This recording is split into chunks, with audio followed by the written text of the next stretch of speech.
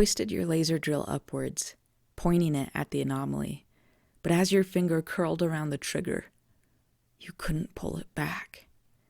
You froze, watching the anomalies charge towards you. There were frantic shouts over the intercom, but you didn't hear them.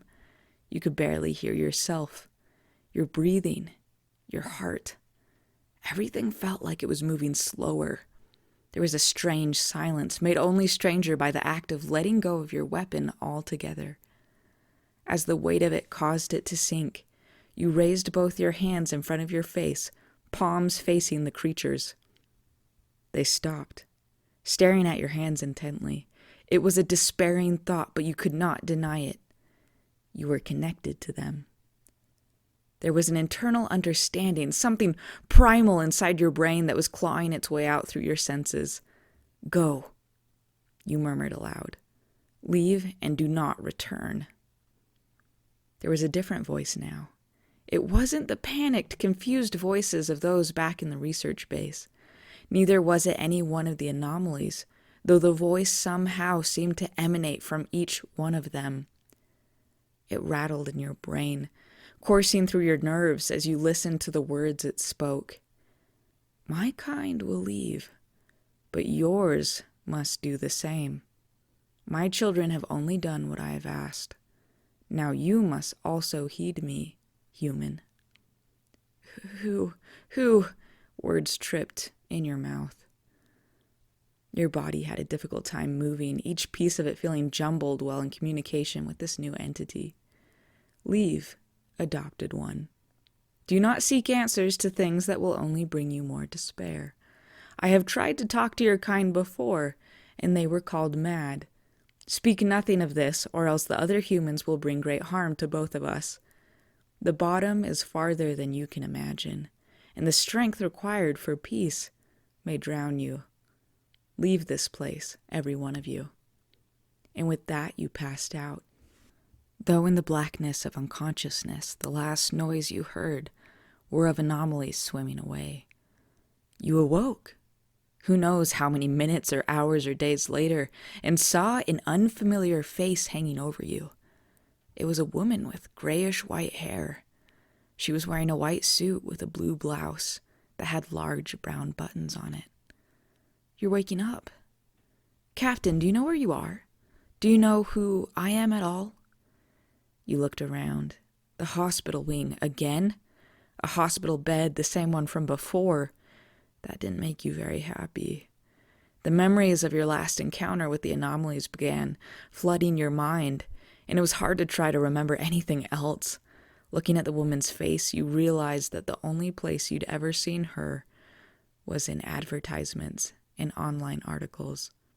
Brent Pisgod. Brent? Your words were cramped and crinkled, messied by whatever happened to your body out in the water. Please, Captain, no need to strain yourself, just to say my name, she genuinely assured. There was an uncomfortable silence in the air. You couldn't break it, nor did you really know what to say in order to do so. Bren fixed her stare into the white of your hospital bed blankets. It made you even more uncomfortable. It felt like she was staring at a conversation she didn't want to have, to see if it would move. She was kind, but she was being cautious. Sometimes well-meaning people are the hardest to read. She looked into your eyes, through the layers you had built for years, and said something that cut you to your center. You are inoculian. Specifically, you were one of the children that were tested. You didn't answer, but you could feel the emotion welling up in your eyes. You'd never had so much happen to you in such a little amount of time. This accursed job you took was pulling you farther beneath the waves than you ever thought was possible. You were beginning to be afraid that you'd be buried here beneath the weight of your own past. Easy, Captain. Only a few of us know. Me, Chief Morgans, and my son, and Vice President of Vital Flourish, Percival. You might have met Percival. He is often mistaken as a small boy, but he's actually 32. Your eyes widened. The boy you had met earlier when you accidentally bumped into him. He looked so sure of himself. No wonder. Bren smiled gently. So you have met him. Do you know why he looks so young? You shook your head weakly. It's been 20 years since the paling. It was an environmental disaster. Lottie developed so quickly. Technology, business, towers of iron, communication, airships and land crafts. It was beautiful in many ways, but even beauty, unregulated, can simply become another form of ugliness. She stood up. She seemed to be growing restless. Everything was completely unregulated. There was a sort of secret lawlessness that was growing in Lottie. Companies were growing, but they had to get rid of waste. Most of the pollutants ended up in the air or water. Since Lottie is a coastal country, that's where most of the damage happened. And that damage ravaged my family. She had been pacing around your hospital room. I must tell you that what I'm about to say is extremely sensitive, and for that reason, the security cameras have been turned off in this specific wing of the research village. You must promise me you will not repeat what I'm about to tell you. You looked up at the security cameras and back at her.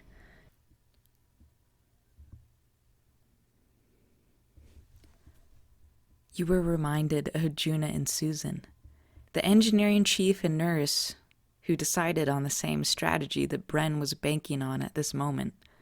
They were also the ones who insisted that Vital Flourish was a company bent on evil. Staring at Bren in her gentle, well-meaning eyes, you weren't sure who to believe at this moment. You were finally able to speak, albeit very hoarsely. You were trying not to lose yourself to the emotions that you were feeling. You asked her why she was trusting you. She walked over to the sink and grabbed a paper cup. She filled it with water and brought it to you. You took it from her and sipped on it while she proceeded to talk. The reason I trust you, you could tell she was thinking carefully, is because you have shown a particular skill. I actually recruited several inoculians on board, hoping one of them would manifest what you did. You see, Vital Flourish is a health and wellness company, so it makes sense that we would, she paused again, contemplating her words, that we would keep tabs on inoculians and how the inoculation process interacted with their physiology. We were guinea pigs? You dropped your cup of water in your outburst. You didn't care. How could... Your words were growing twisted again. Your body hadn't unknotted itself quite yet. No, not at all. Percival, my son. He was the first, actually. Please, let me explain. I can explain why everything has happened the way it has. You glared at her angrily. Tears slipped down your cheeks. Whatever Bren Pisgod would say after this moment of grief didn't matter. You felt stuck in this feeling. Was this woman responsible for all your grief? For all the pain and ignorance the inoculians had suffered? You understood that the cure had saved so many, but in return, so many had undeniably suffered great injustices. People were afraid of you. You couldn't get jobs. You were cast out.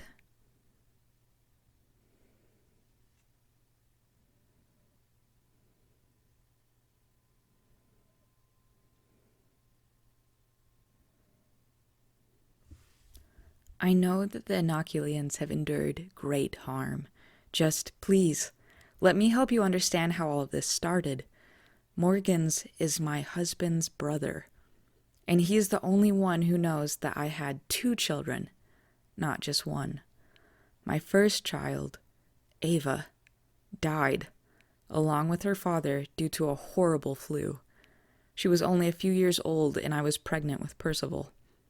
After their passing, I became obsessed with the research I had already begun working on.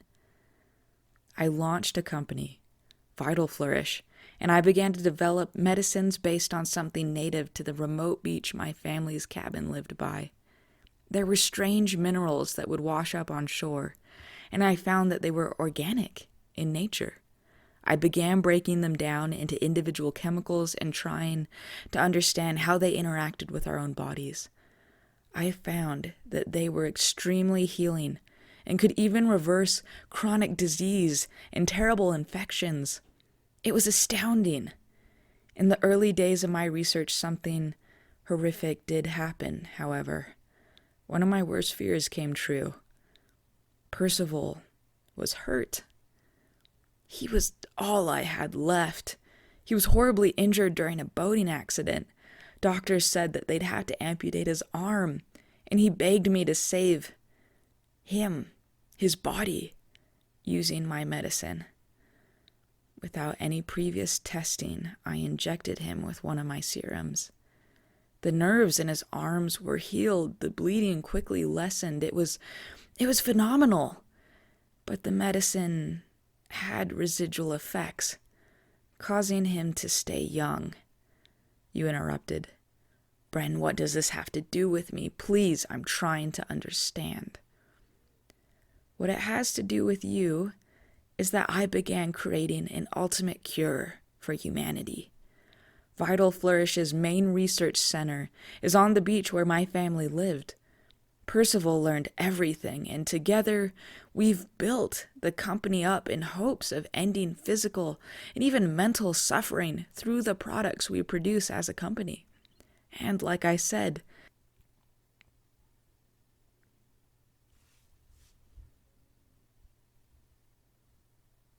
with every sickness that kept attacking Laudians and the world alike, we would rise up to meet the challenge.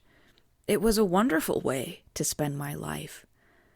Oh, but the future came too soon, or perhaps too quickly. You recalled the visions you'd received, the destroyed forests, the tall industrial castles of a new age, the blackened coastlines. The long shards, you said. The long shards that were mining. Did they stop washing up onto the coast? Yes, she nodded, staring sadly down at the ground. Or more specifically, we couldn't use the ones that washed up on the beach anymore. They would still wash up, but they were being affected by the pollutants caused by Lottie's industrialism. We didn't realize that the pollution was interacting with the shards on an organic level. But the shards that we used to inoculate the first batch of volunteers. You couldn't believe it. You mean the visions, the hallucinations they were having? Yes, she answered. It was a bad batch.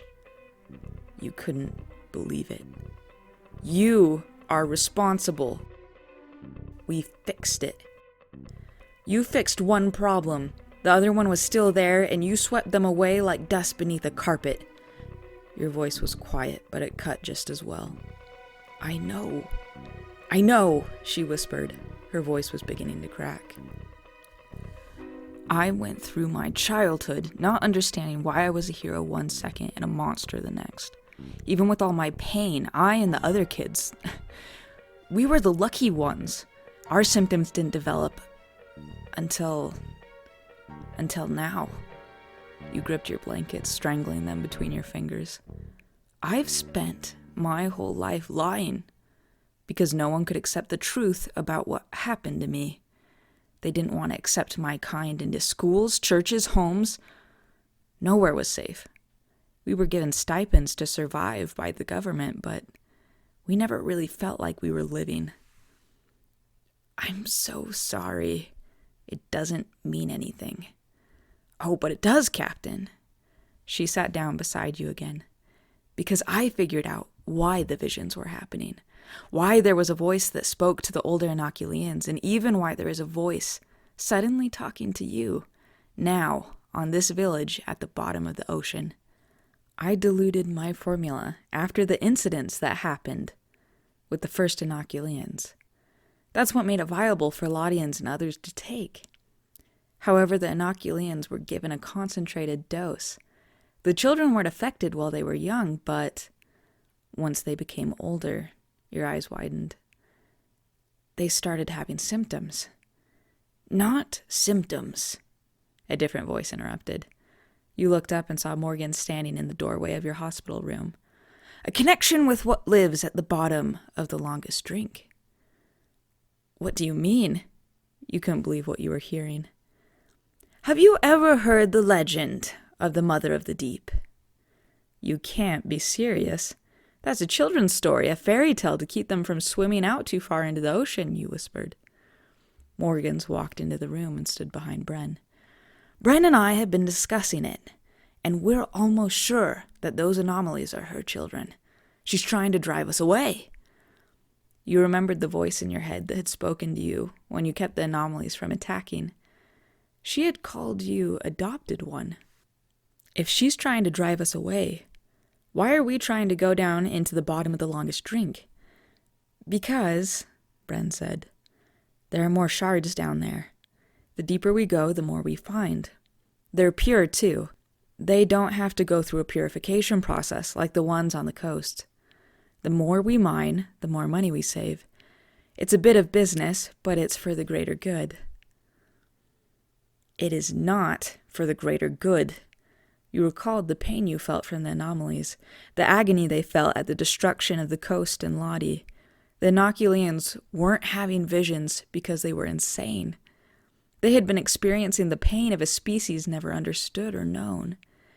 It isn't for the greater good, you shouted.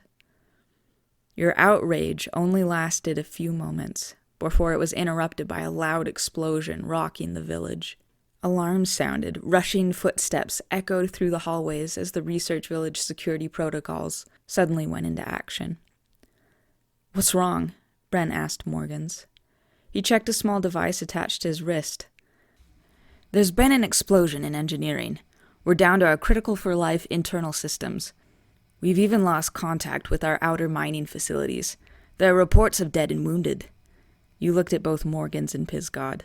Then you thought of engineering. Surely Juna Harduk wasn't responsible for this. And all the while, you couldn't help but feel like you had suddenly become aware that there was someone in your mind, tucked in the very back of it, that had been watching this entire conversation. Surely the Mother of the Deep hadn't always known your thoughts. But even that very idea seemed to be responded to by a force that knew far more than you ever had about the ocean and the world that sat on top of it.